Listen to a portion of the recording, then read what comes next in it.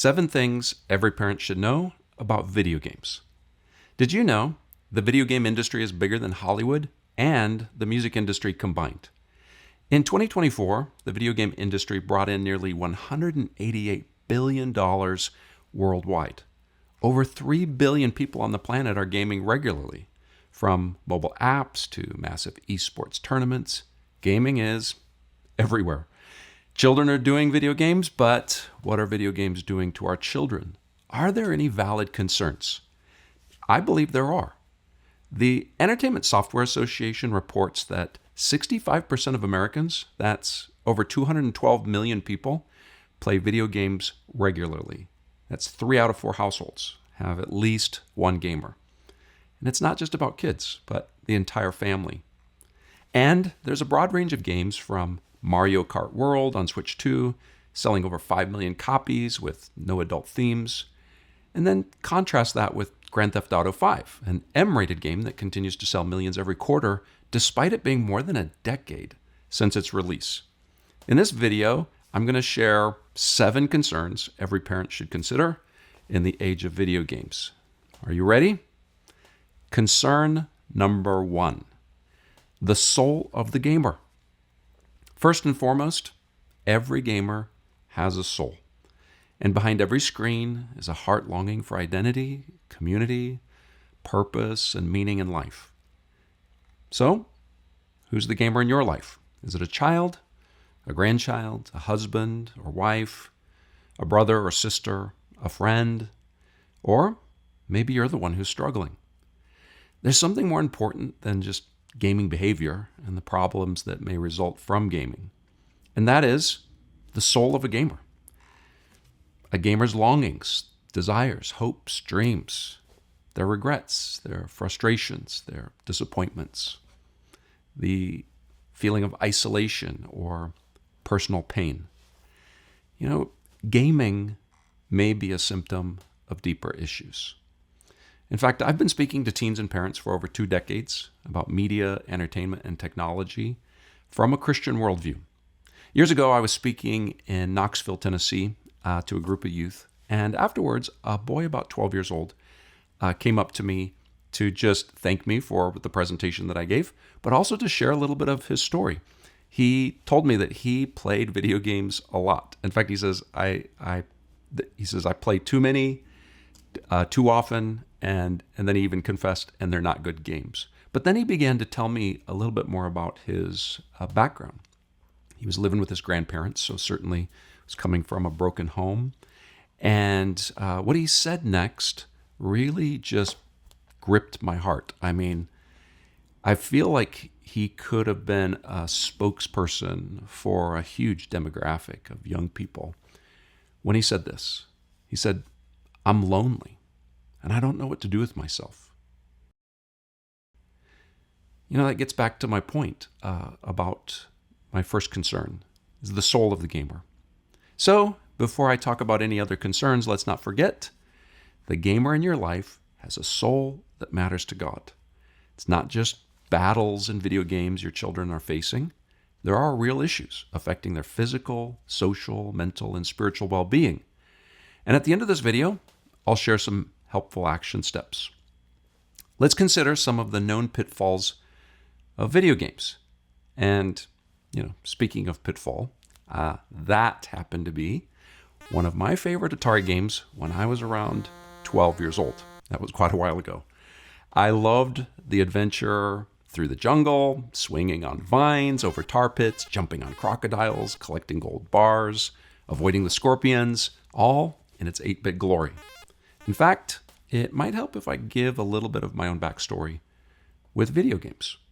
Because my childhood and teen years were in the 70s and 80s, and there was a time in my life when I wished quarters grew on trees. Now, I grew up in the state of Oregon, where there are plenty of trees, but they didn't grow quarters, and everyone I knew needed quarters in the early 80s to play video games at the local grocery store or at the arcade. But I didn't have many quarters at my disposal as a kid. So on occasion, I was able to play a game of Pac-Man or Donkey Kong or Centipede, but it's really hard to get good at a game when you don't have many quarters to spare. Now, that would all change with home video game systems. Now, let me give you a little history quiz. So, I'll ask you a question, see if you know it. What was the first home video game console? It wasn't Pong. Or if you guessed the Commodore 64, you're going to have to guess again. It wasn't the Atari 2600. The answer is it was the Magnavox Odyssey that hit the market in 1972. But my family didn't know about it back then, and we didn't have one. That all changed in our household when my parents got a Commodore 64 with a couple of games. And since then, home video game consoles changed the video game industry and the lives of children and families forever. In our house, now I could play Night Driver or pinball to my heart's content. Did I become an addict? No. Mom made sure of that. She wanted us to be outside as much as possible. Plus, those 8-bit games got boring after a while. Now, things got a little bit better with the arrival of the new Atari 2600, which we received at Christmas one year. The game experience became much closer to the arcade games that required quarters. And then in high school, I bought the latest, greatest new model, the Nintendo Entertainment System bundled with Mario Brothers and Duck Hunt. Now, it's doubtful that anyone knew at that time that video games would surpass Hollywood and the music industry in revenue almost 40 years after the Magnavox Odyssey hit the market. Back in the 80s, video games were simple. Blocky graphics, lo-fi sounds, and they required some imagination, a plumber saving a princess, a yellow circle gobbling up dots. And then you fast forward today, games leave little to the imagination. You've got hyper-realistic violence, sprawling cities, photorealistic graphics, cinematic storytelling that feels more like a Hollywood movie than a game. In the 80s, games couldn't blur the line between reality and fantasy. But today, they do it by design. With 4K resolution, HDR lighting, motion capture, 3D environments, immersive audio with cinematic orchestral scores and spatial sound, complex narratives. You got voice actors, sophisticated storylines, and then add to that online play, massive open worlds, and real-time physics engines. Not to mention the ability to play with others online from around the world. Looking back, if I had exposure to these games, I would likely have been addicted. And who knows how my childhood and teen years might have been impacted. Let's talk about concern number 2, the high costs of time and money. Gaming has produced a colossal black hole of time. It's also costing a lot of money, and it's not just the one-time cost of a console or a particular game, but much of the gaming revenue today comes from in-game purchases, skins, loot boxes, or upgrades. But I want to focus on the cost of time, because it's not just the time spent playing the games. It's about the time not spent doing other important things in life. God is the inventor of time. Genesis 1:5 says, God called the light day, and the darkness he called night. So the evening and the morning were the first day. God also established the 7-day week and 12 months of each year. So how we spend our time matters to God. I love Psalm 90, verse 12, which was written by Moses, and it says, "So teach us to number our days that we may gain a heart of wisdom." The Bible doesn't specify how much time a person should spend working versus recreation versus education and skill growth versus community engagement versus rest, but we are instructed to redeem the time. Ephesians 5:15 and 16 says, "Therefore, be careful how you walk, not as unwise men, but as wise, making the most of your time." And another translation says, "redeeming the time, because the days are evil." I believe that there's an important place for recreation in our lives. But the very definition of recreation tells us that it's something intended to refresh us after hard work and toil. Unfortunately, screen time today especially video games, is keeping many young people from learning about the real rewards of hard work. For that matter, it's keeping some adults from prioritizing the responsibilities of work. Did you know the average age of a video game player is 35 years old? The largest demographic of gamers is the 18 to 34-year-old demographic. Now, big question, how much time is actually being spent? The average gamer spends about 8 hours per week gaming, and that may not seem too bad. It's a little over an hour per day, so what's the problem? The problem is that it's an average. That means a lot of people spend a lot less time, and a lot of people are spending a lot more time than that in order to get to the average.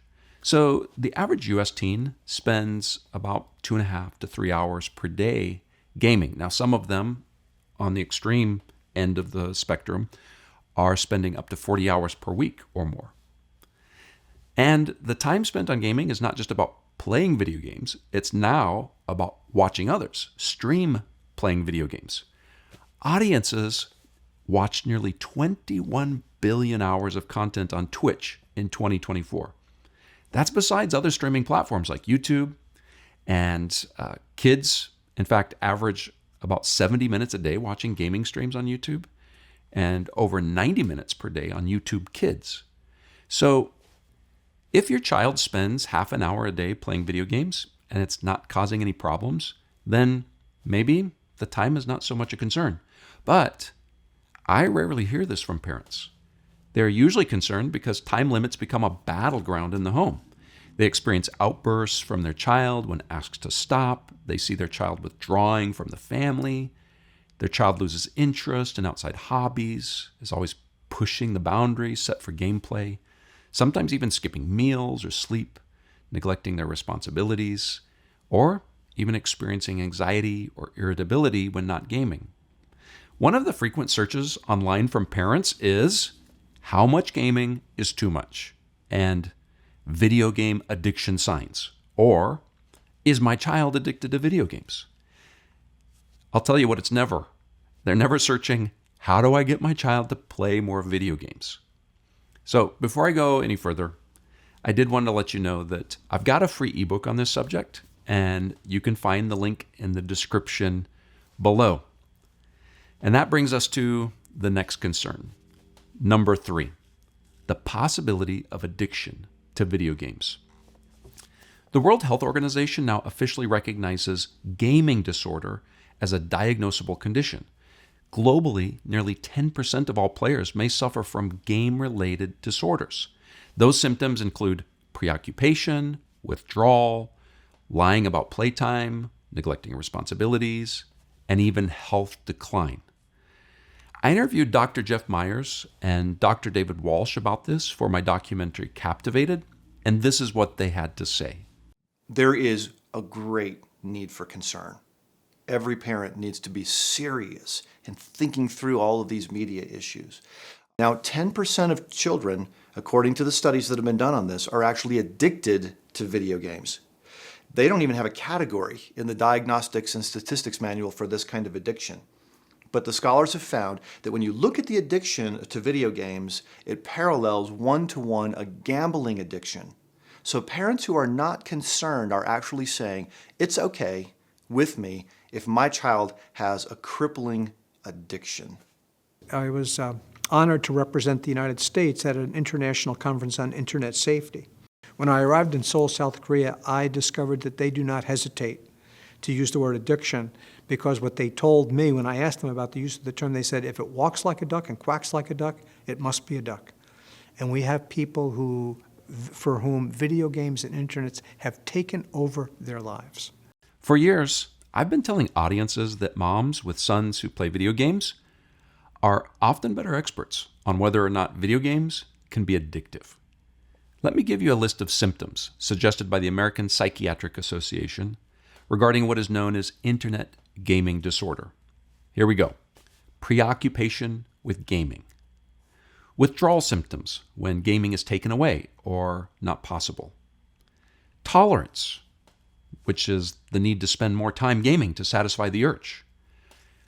inability to reduce playing, unsuccessful attempts to quit gaming, giving up other activities, loss of interest in previously enjoyed activities due to gaming, continuing to game despite problems, or deceiving family members or others about the amount of time spent on gaming, the use of gaming to relieve negative moods such as guilt or hopelessness, and then taking risks, having jeopardized or lost a job or relationship due to gaming. These symptoms describe many of the struggles I've heard about from parents who are dealing with younger kids, teenagers, or even young adult children. Now, if you're not comfortable calling it an addiction, then call it what you will. But there's no denying that some families are experiencing extreme difficulties when it comes to their kids' gaming. Concern number 4. Video games foster escapism. Now, you might be asking, what do you mean by escapism? According to a description on Wikipedia, escapism is the avoidance of unpleasant, boring, arduous, scary, or banal aspects of daily life. It can also be used as a term to define the actions people take to relieve persistent feelings of depression or general sadness. Entire industries have sprung up to foster a growing tendency of people to remove themselves from the rigors of daily life, especially into the digital world. A definition from the Oxford Dictionary says, the tendency to seek distraction and relief from unpleasant realities, especially by seeking entertainment or engaging in fantasy. Now, to be fair, there are other ways for people to escape reality and real relationships besides playing video games. Getting drunk is probably the oldest form of escapism on the planet, but hopefully you're not allowing your children to get drunk. Another huge concern on the subject of escapism has to do with the growing number of young men in particular who are unwilling or unable to launch into responsible adulthood. When I was a kid, I was accosted with Toys R Us jingle, "I don't want to grow up. I'm a Toys R Us kid." Maybe you heard it. I never imagined that could actually really happen. It was just a joke, right? That adults would stay kids. Well, it's interesting to think about. It was an ominous warning of what was to come. A changing culture of men wanting to escape from adult responsibilities in order to stay in the world of amusement and play. I've heard it referred to as the Peter Pan syndrome, adultolescence, kidults, and failure to launch syndrome. In his book, Boys Adrift, author Leonard Sachs gives 5 factors driving the decline of boys from growing up to fulfill their potential. Can you guess the number 1 factor? Video games. And once again, video games are not the only way of escape or the only factor in cultivating a failure to launch. But I find it interesting that video games are prominently referenced in nearly every article I've read on the subject about the failure to launch. Concern number 5. Video games often create a false sense of accomplishment or an illusion of success. A battle is won, a world is created, an enemy is defeated, a mission accomplished, a map is explored, a challenge is overcome, a discovery made, skills achieved, goals realized, or not. There's actually been a dramatic cultural shift in the last 100 years, and it makes me think of the famous recruitment ad you might have heard about in the early 1900s from Ernest Shackleton's expedition to the South Pole, which said, "Men wanted for hazardous journey, small wages, bitter cold, long months of complete darkness, constant danger, safe return doubtful, honor and recognition in case of success." This was real life, not a video game. And they really had to face all these things. It's a harrowing story. Dr. Jeff Myers explained the illusion of success from video games when I interviewed him. The basics look like this. When a person is executing on a task. You give them a task, they have to think it through and figure out what to do. It stimulates a part of the brain called the dorsolateral prefrontal cortex. So that's the front part of the brain here. You can imagine, you've seen pictures of the brain, so you can imagine what that looks like on the inside. You're seeing activity in that part of the brain. Now, there's another part of the brain that's really essential in this way as well, and we call it the nucleus accumbens. It's the pleasure center of the brain. If you were to see the brain from the front right here, the dorsolateral prefrontal cortex, the executive center of the brain, is right here. The nucleus accumbens is down here. What happens when somebody's really working on something they find absolutely compelling and interesting? It floods this whole part of the brain with activity in a way that actually stimulates the pleasure center of the brain. So when you work at something you really find interesting, it brings pleasure to you. The studies in media are really disconcerting in this way because we're finding that video games, for example, are really overwhelming kind of media, HD TV and things like that are so amazing and incredible in 3D. It stimulates the nucleus accumbens, the pleasure center of the brain, by draining blood away from the executive center of the brain. So it gives people the sense of accomplishment without ever having actually done anything. It has the same effect in the brain as somebody, except for the actual brain damage part of it, as somebody who smokes crack. It gives them the sense that they've done something really great when in fact they've done nothing at all. That's the effect that so much of the media has on kids today. And people ask me, why are so many young men passive? I can tell you the answer. It's very simple. We've arranged the culture to trick their brains into thinking that they've done something when in fact they haven't. In reality, nothing tangible is actually achieved unless the gamer is able to monetize their gameplay. A lot of kids dream about going pro in gaming. A small percentage of gamers have been able to do that. A very small percentage. How small? Here's the reality. If you play Overwatch 2, the chance of making it to the professional league is about 4/10,000ths of 1%. Put it another way, that's only 4 out of every 1 million players who actually makes a salary. And even if you're in the top 1% of players worldwide, that doesn't guarantee anything. Across all esports, only about 1/10 of 1% of players in games like CSGO or 0.03 of 1% in Dota 2 earn six figures. Out of 3.3 billion gamers worldwide, only a few thousand get paid as professionals. So the dream of making a living as a gamer, for 99.9996% of players, it's a dream that will never come true. And by the way, I wrote a young adult fiction novel called Why Save Alexander. It's about a 17-year-old gamer who's obsessed with going pro, but instead he goes missing and he must face a life or death struggle in a foreign culture without a power grid.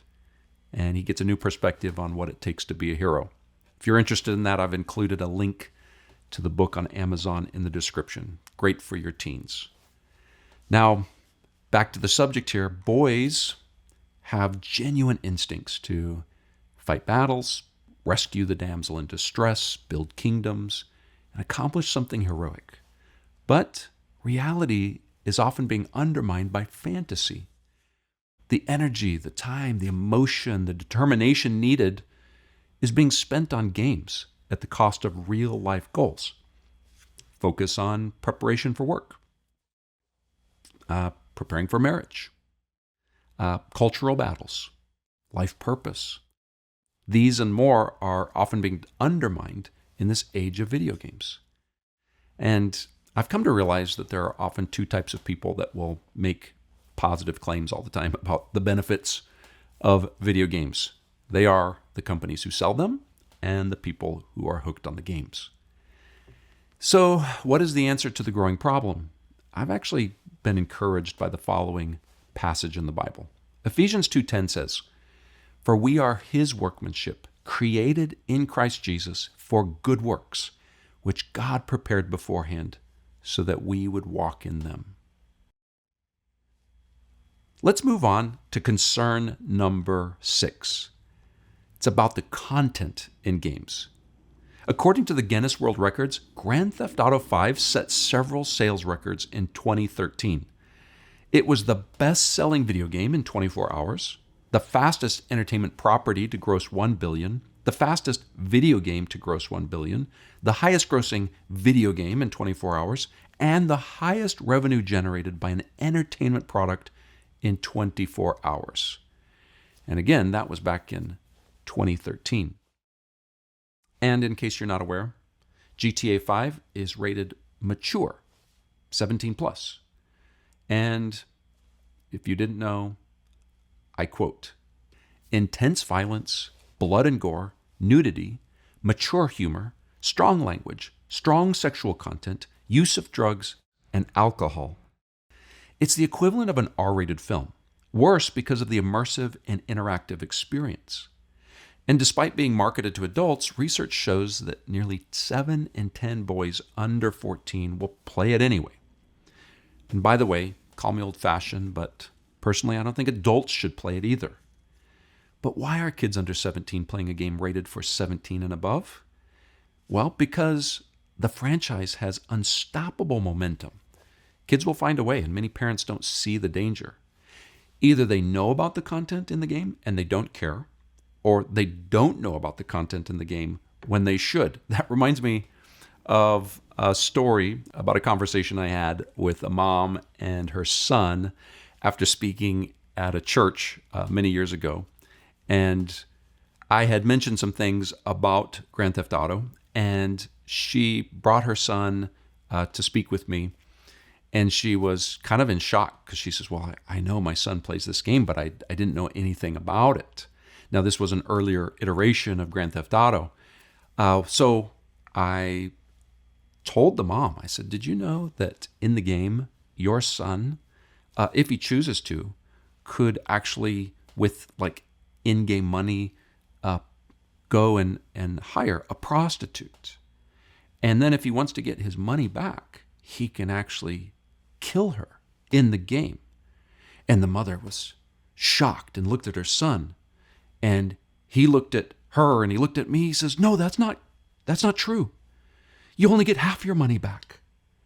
Oh my goodness, you should have seen the look on the mom's face. And I'm certain that game probably went in the trash after that. Now, in March of 2026, Grand Theft Auto 6 is shaping up to not just break records, it may rewrite history altogether.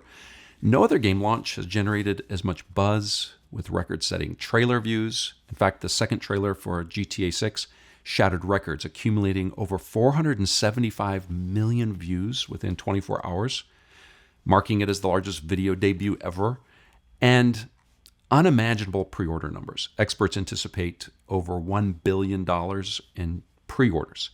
It's projected to earn over $3 billion in first-year revenue, and 35 to 45 million copies are going to be sold, they believe, in the first year. Some even project over $7 billion within 60 days. Now, if you think that Rockstar Games is planning on toning it down for all of these younger players, think again. Just go and watch the trailers that they have posted. But I would recommend you not watch them with any children nearby. See, in a Judeo-Christian worldview, morality matters, and it's defined by our Creator in the Bible. An important question to ask when considering the content of video games is there anything in the game that is being played or pretended that, if done in real life, would break one of the moral commandments from God? Now, it's not uncommon for me to hear, but it's just a game. I wouldn't do that in real life. When Jesus gave his famous Sermon on the Mount, he taught that it's not just the things you do that break God's law. It starts with your heart. And one example Jesus gave put a spotlight on sexual lust.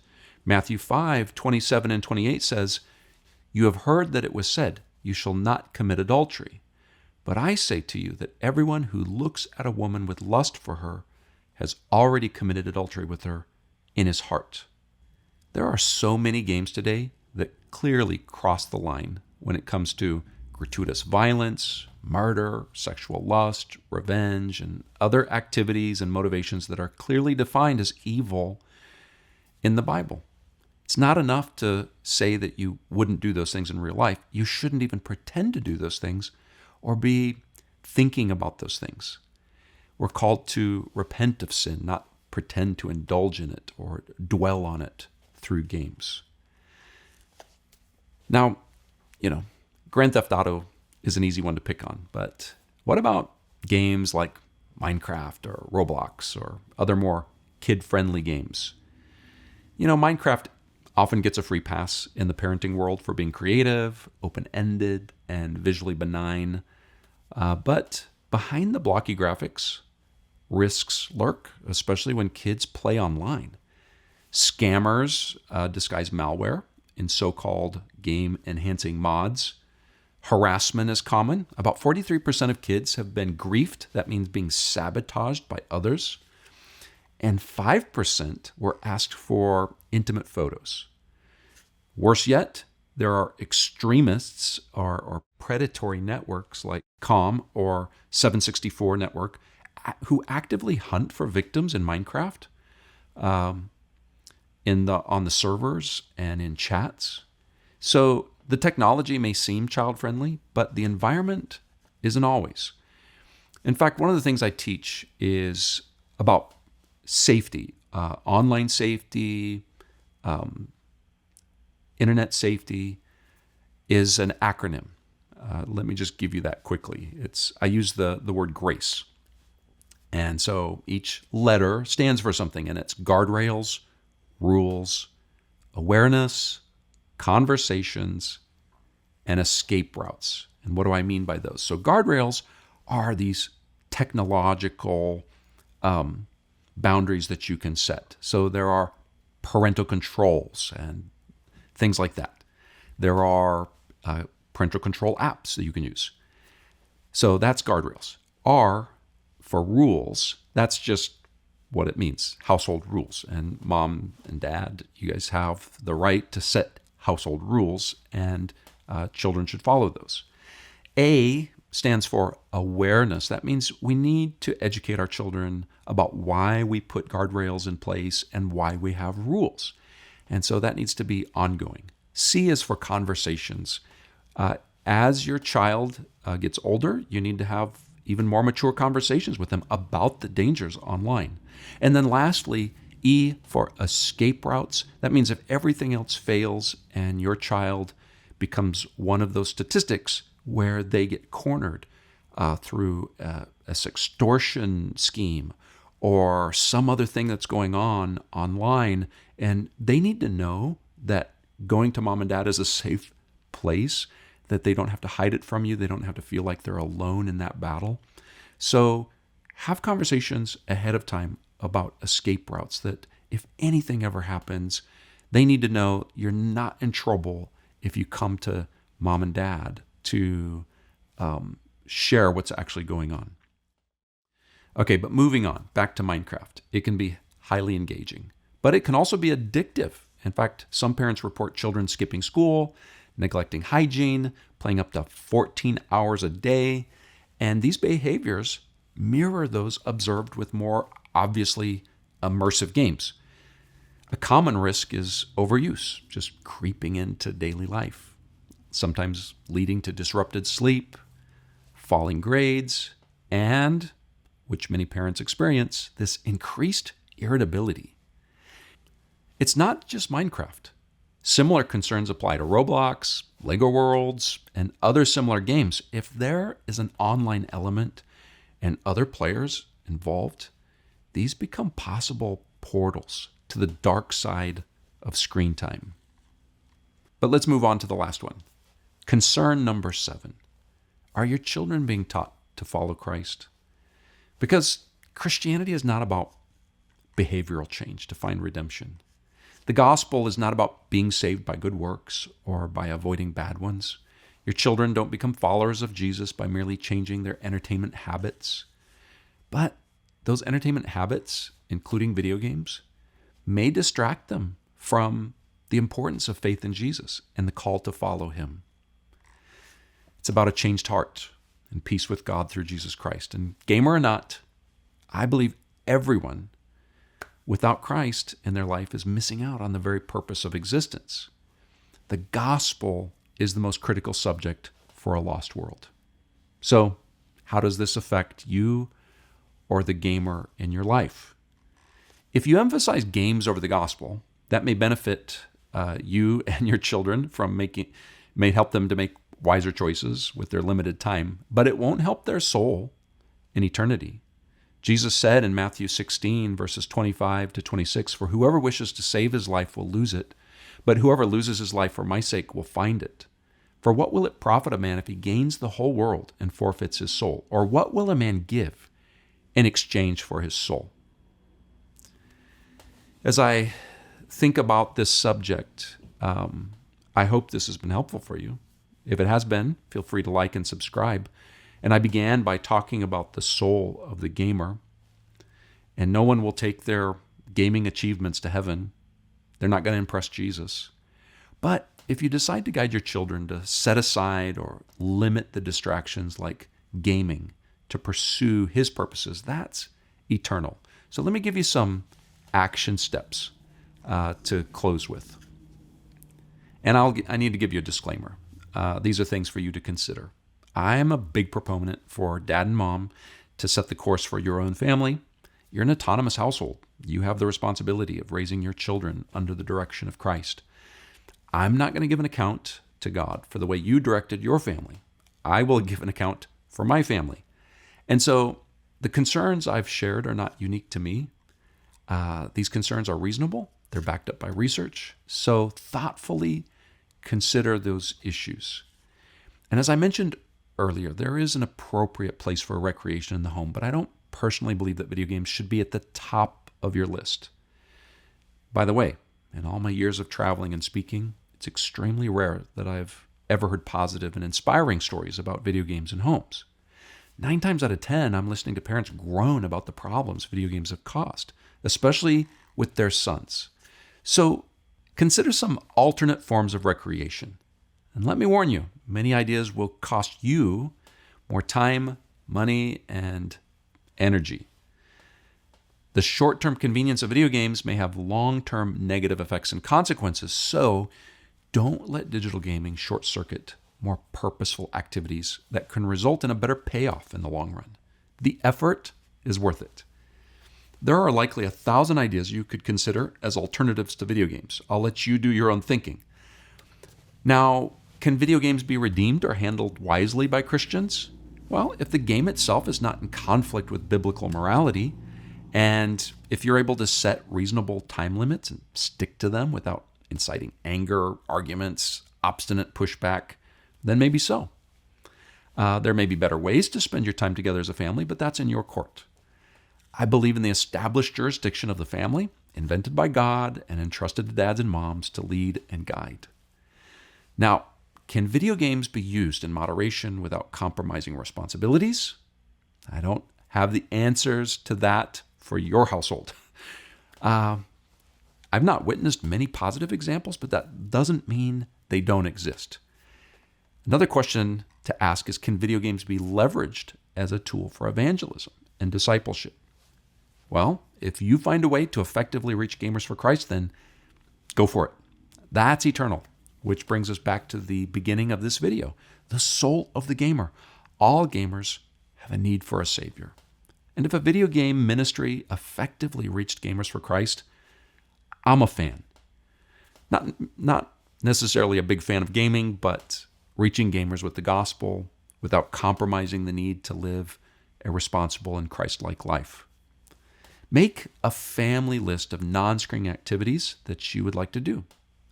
It may take some financial savings. It might take more effort. You might have to set aside the time, but work towards accomplishing these goals together. Now, if you don't play video games yet or have an electronic gaming device, then don't feel like you have to keep up with everyone else and start. We didn't. And if you do play video games, consider doing something better with your time and help set your children on a better trajectory.